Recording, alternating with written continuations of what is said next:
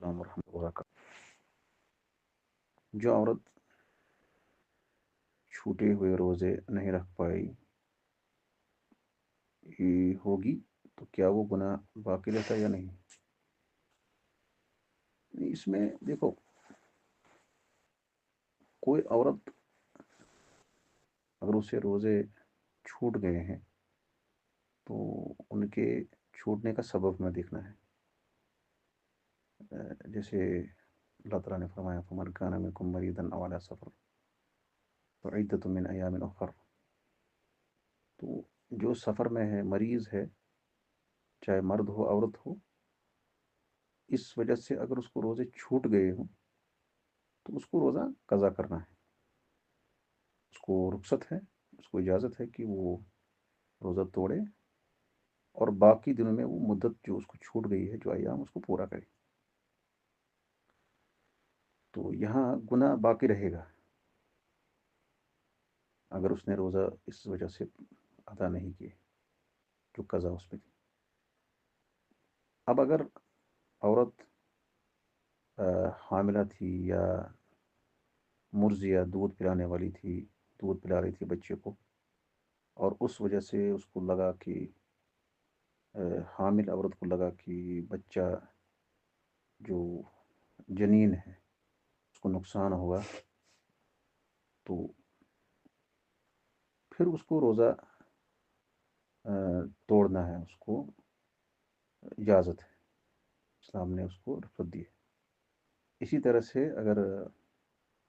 دودھ جو پلا رہی ہے بچے کو، اس کو لگ رہا ہے کہ اس سے اس کو نقصان ہوگا، اس کے جسم کو یا بچے کو اثر پڑے گا، دودھ کم ہوگا، تو دونوں صورتوں میں جو ہے اس کو بھی اجازت ہے، اس کو بھی اجازت ہے۔ اس کے بعد علماء میں اختلاف ہے کہ اس کو اس کے بدلے میں قضا کرنا ہے، کھانا کھلانا ہے، مطلب طویل اختلاف ہے، اس میں کئی اقوال ہے۔ جو مجھے اقرب لگ رہا ہے، زیادہ مطلب نصوص کو دیکھنے کے بعد مجھے یہ لگتا ہے کہ اگر اس وجہ سے روزے چھوٹ گئے اس کو، تو اس کو اسلام نے رخصت دی ہے۔ اگر اس کو طاقت نہیں ہے اس کے بعد روزہ رکھنے کا، یا اس کو موقع ملا کبھی پورا کرنے کا، وہ پورا کر لے۔ لیکن مطلب اس میں حدیث ہے،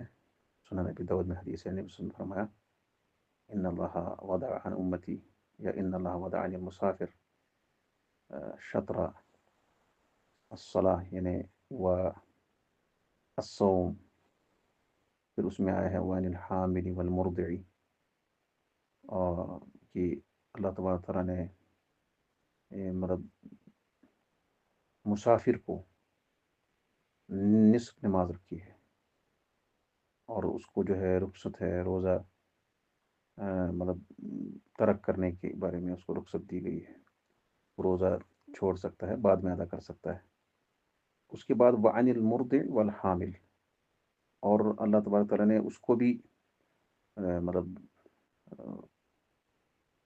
جو دودھ پلانے والی عورت ہے بچے کو، اور اس طرح سے جو حاملہ عورت ہے اس کو اجازت ہے جو ہے قضا کرنے، یہ کیا کہتے ہیں، اختیار کرنے کا، روزہ نہ رکھنے کی اجازت ہے اس کو۔ سنن نسائی میں ایک لفظ آیا ہے و رخص لی الحبلى والمرضع، اس کے آخر میں، جس سے یہ پتہ چلتا ہے کہ رخصت دی گئی ہے حبلہ جو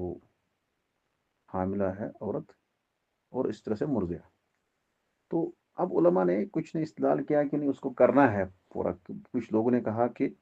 اس کو ہم فمن کان منکم مریضا او علی سفر، مشقت ضروری ہے، اس لیے فقہا کہتے ہیں، اکثر اغلب فقہا یہی کہتے ہیں کہ مشقت جب اس کو لگے کہ اس سے بچے کو نقصان ہوگا،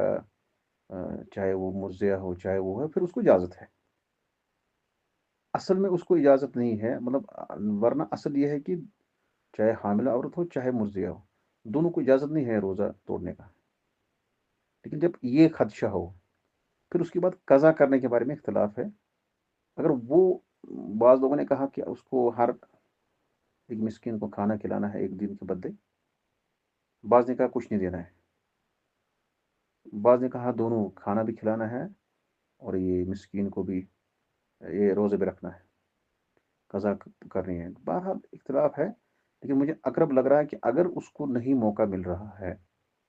چاہے مرضیہ ہو حاملہ ہو، اس کے بعد جس کو بچہ پیدا ہوا پھر اس کو وہ بچے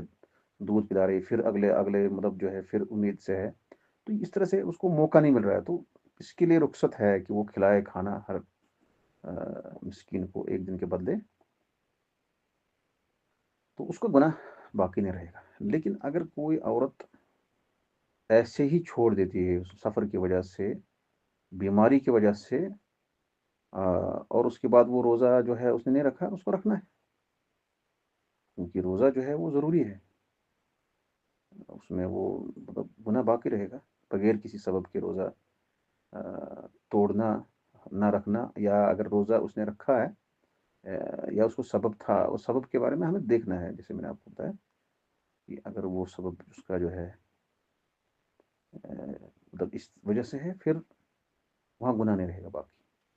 اس کے علاوہ تو گناہ رہے گا۔ اللہ تعالیٰ